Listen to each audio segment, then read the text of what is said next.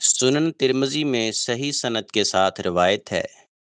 ایک آدمی نے عرض کیا، اے اللہ کے رسول صلی اللہ علیہ وسلم،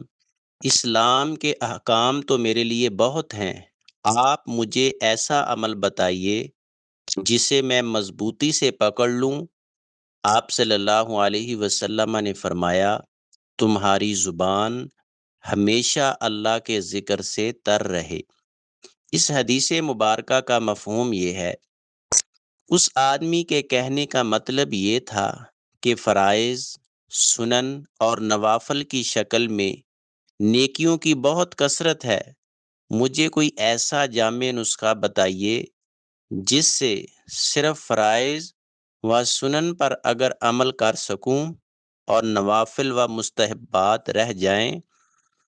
تو بھی میری نیکیاں کم نہ ہوں۔ تو آپ صلی اللہ علیہ وسلم نے فرمایا، اللہ کے ذکر سے ہر وقت اپنی زبان کو تر رکھ اور اسے اپنی زندگی کا دائمی معمول بنا لے۔ ایسا کرنے کی صورت میں اگر نوافل اور مستحبات پر عمل نہ بھی ہو تو ذکر الہی کی کثرت سے وہ کمی پوری ہو جائے گی۔